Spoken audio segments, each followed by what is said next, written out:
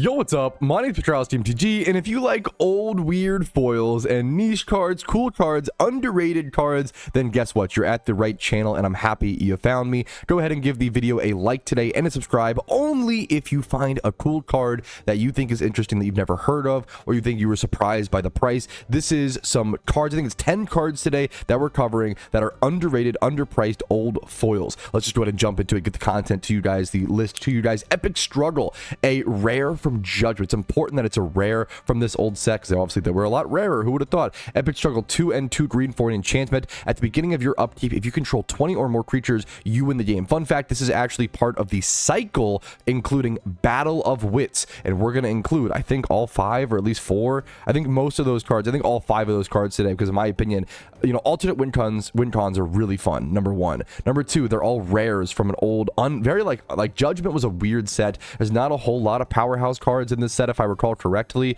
So people aren't opening, people don't open a whole lot of old Magic anyways, but like people aren't opening trying to get like crazy foils, like Epic Struggle out of these sets, you know? I also love damage cards and beat up cards. That might be a bit more of a hot take. If you don't prefer beat up cards, more power to you. The prices are going to be a little bit different, but that's okay. I prefer the cheapest sleeve playable copies of things, baby. Damage just means history and experience and well loved, okay? You can get an Epic Struggle for $17. Let's be honest, with shipping and tax, like 19 to 20. I like to round up, you know, have that proper price. 19 to 20 bucks for an Epic Struggle for a really cool alternative win con in Commander. This foil's got to look gorgeous with like this green kind of force field thing going on. Really cool card. Check it out. Next up, similar, same thing, same line of cards, Mortal Kombat. This one is from Torment, so they're not all from the same set. My apologies.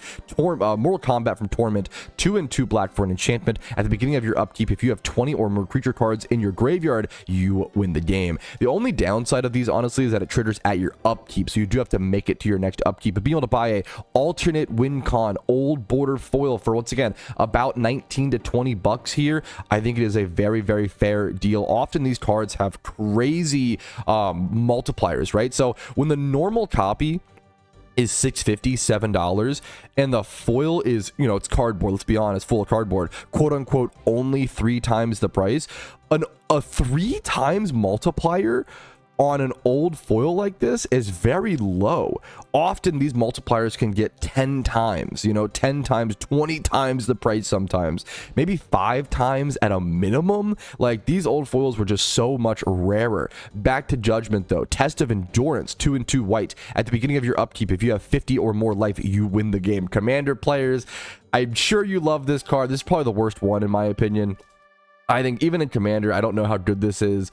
I wouldn't recommend, you know, I think Feldar Sovereign is much better. It's on a creature though. This is on enchantment. This is 2 less mana. If you like Feldar Sovereign, hey, you've got to play this too, let's be honest, right? But this is otherwise an enchantment that just sits there and kind of does nothing. So if you can, I mean, I'm sure someone could play this in the proper deck or in the proper pod and absolutely crush with it. You can also get it for $10 in Italian if you want. Foil, it is in Italian, so I like non-English cards. If you don't, more power to you.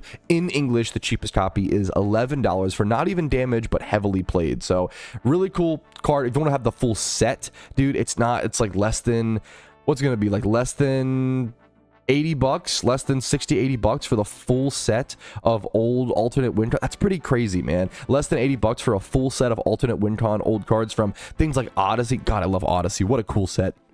Next up is Battle of Wits. Dude, Battle of Wits is one of the most iconic cards in all of Magic. If you don't know Battle of Wits, congratulations, now you get to know, because it's a really cool card. It has a wacky history. It's been like kind of quasi-banned from tournaments, but like it's not really a banned card, but it's so hard to make it function and actually be able to play at a competitive event with this. Battle of Wits is a 3 and 2 blue enchantment, so 5 mana. At the beginning of your upkeep, if you have 200 or more cards in your library, you win the game. People would play this with Primeval Titan and just like good soup and all the best cards they possibly could. I've seen modern decks with Battle of Wits. I've seen Legacy Battle of Wits. You just play a bunch of tutors to try, you play 5 color, you try to get this on the battlefield as soon as possible, you tutor it out, you bring to light it on turn 5 or so. Like, this card is I love Battle of Wits. I wish it was more playable in official tournaments. It almost strictly is held to online play because it is just so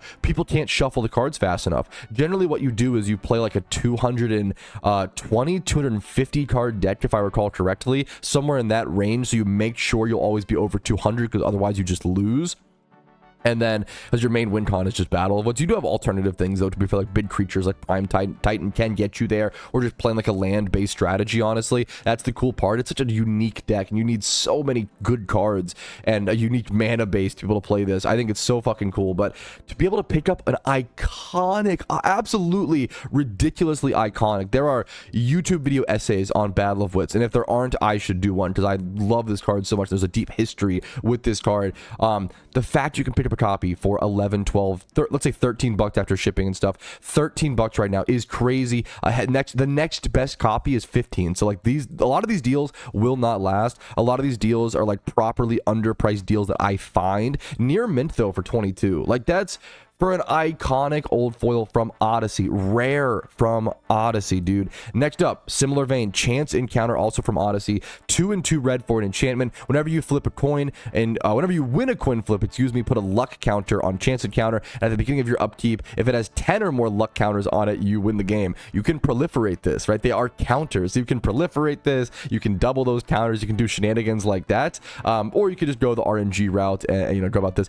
I'm not as familiar with coin flip strategies in Magic. I haven't played a whole lot of those. I haven't played a lot of those decks, but being able to pick up a copy of this for 15, 16, 17 bucks, old border foil, rare old border foil, I think is more than fair. I think it's a very, very cool card. Next up, now we're out of that cycle. Next up is Do or Die, kind of a semi-quasi one person, not board wipe, but like we're definitely hurting their field and making them make a difficult choice. It's only 2 mana, which is why this is so interesting to me. This is probably a very fun commander card. I think it's solid, a good to solid commander card at that 2 mana price point, as well as being very, very, very fun. Do or Die is 1 and 1 black for a sorcery. Separate all creatures target player controls into 2 face-up piles and destroy all creatures in the pile of that player's choice that cannot be regenerated. That player making the choice is the downside here. You know, you want to play this against token strategies or against some sort of guy who like you want to put like their commander in one pile and like every other creature in the other pile, if they really care about keeping their commander alive, of course, and making them make that tough choice of, do they keep their engine? You know, do they have the win? Do they keep their engine? Do they keep their you know, the army they've built? What do they need? What do they do? For 2 mana, like your average removal spell is going to be 2 mana for 1 creature. You're guaranteed getting 1 creature, but it's not of your choice. But it could be extra value. I think this card is really fucking cool. And the art, I love this Minotaur and this like weird little slimy guy on the left. I adore, and like the whole mob. I love the art for this. Love the card. The cheapest copy is currently $17, heavily played foil. A Japanese copy for 20. I bet that is absolutely gorgeous. And then it just kind of goes up and up from there. So check out Do or Die. Next up, Goblin War Strike. I think everybody knows this card. It's a fun one, dude. It's a great goblin payoff, a Cranko card. 1 red mana for a sorcery. Goblin War Strike deals damage equal to the number of goblins you control target player. Just direct damage. Boom. Take 40 to the face, dome someone, and kill someone with a 1 mana sorcery, and then attack someone else with all your Cranko goblins and kill a second player in the same turn. Also, look at their shit-eating Grens, dude. These are old school, you know, what is this? Scourge goblins, dude. These beady eyes, these Grens, the creepy ears, like, these guys are menacing, dude. The fireballs. I love this card. I love the art. I love the border. Fire, aim, ready. Even the flavor text. It's a Pete Venters card. Oh, one of my favorite artists. I think he did Phyrexian Dreadnought, which is my favorite card of all time. So I didn't even know that until just now. I just found that out in live time. That's amazing. Shout out Pete Venters. $10.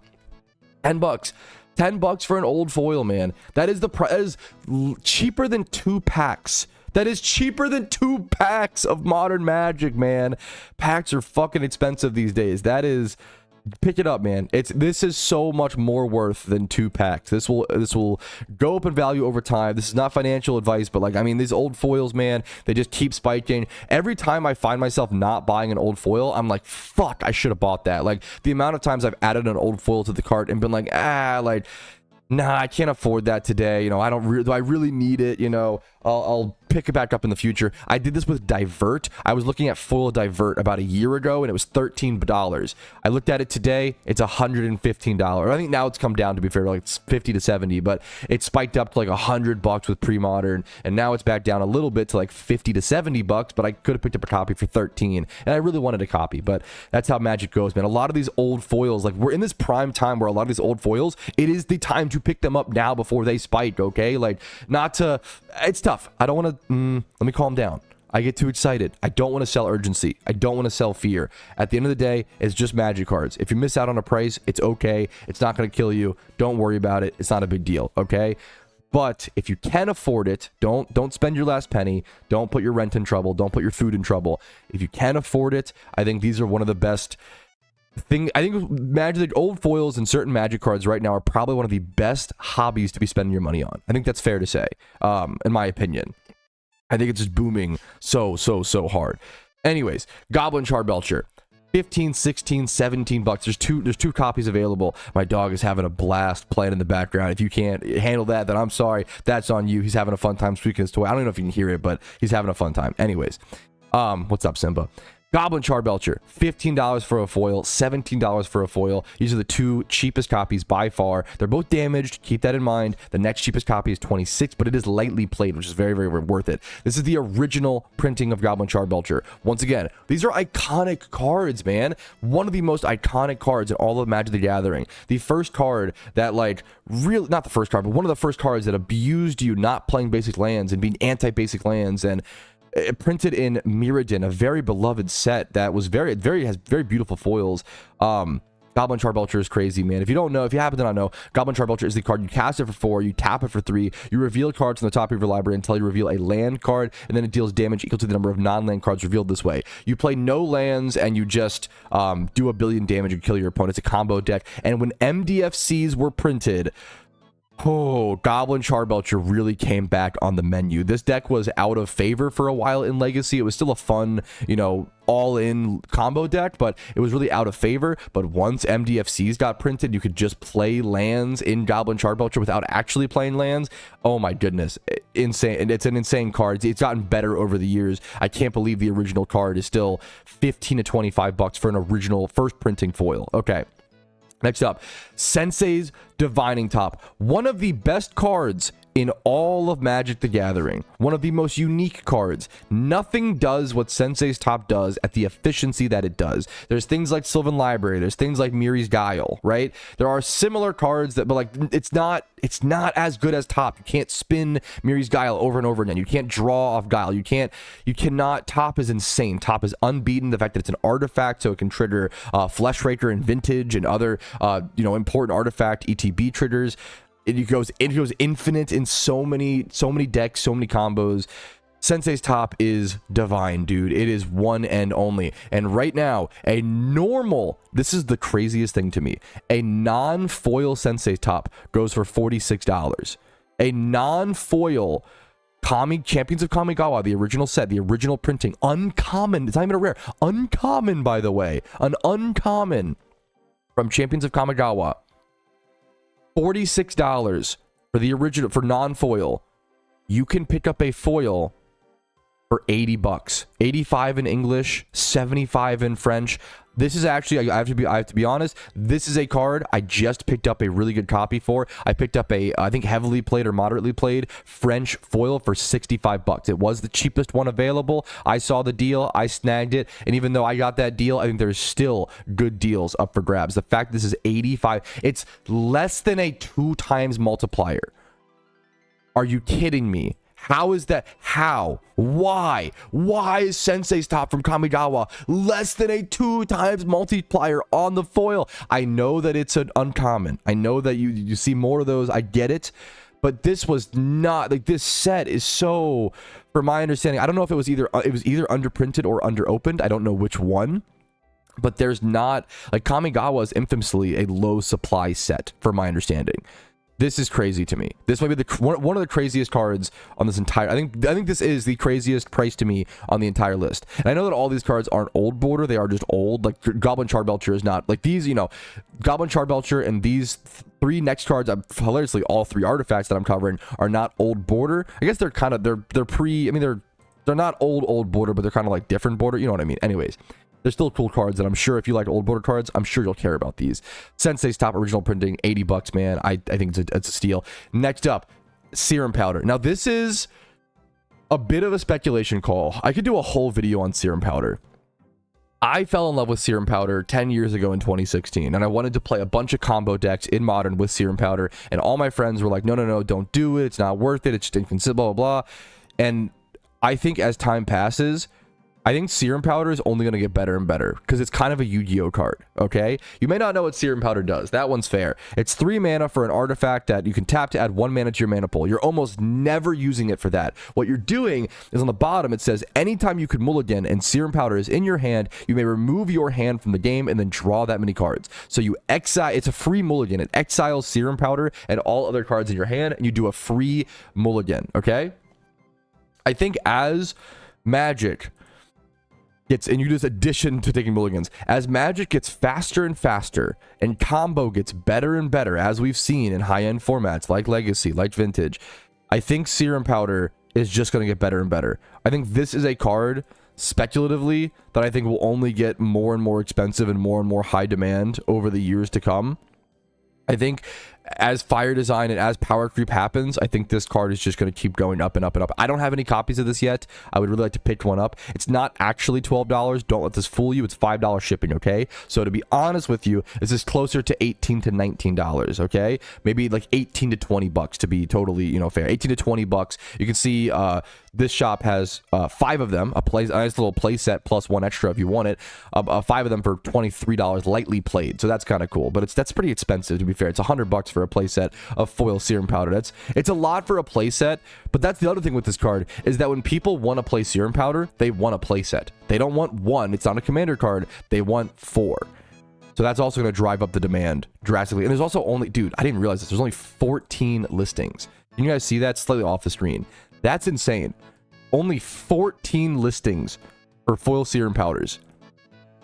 I think this is easily the most speculative card on this list, but I think it's easily also the most underrated. I think Sensei's top is the most underpriced. I can't believe it's as cheap as it is. I think Serum Powder is not underpriced yet, but I think long term, it could be insane. But once again, these are my opinions, thoughts, and feelings. I'm not a financial advisor. I'm not a professional Magic investor. I've gotten pretty lucky over the past year or two, but this is just a fun thing for me to kind of just ramble on and talk about cards that I'm really passionate about. My main goal of this channel, if you're interested, go ahead and like and subscribe. My main goal of this channel is to help the average Magic player collect cool, good cards at good times and good prices for cards that will actually play, for cards they do love, they do want to add to their collection. I think most people, when it comes to Magic, they want to time things. I think it feels good and it feels fun to time the market, buy the cards you want to get at the right time, at the right price, and I hope that with my years of experience, I can help some people do that. And I've gotten pretty lucky and done pretty good myself over the past year or two buying up Magic cards. So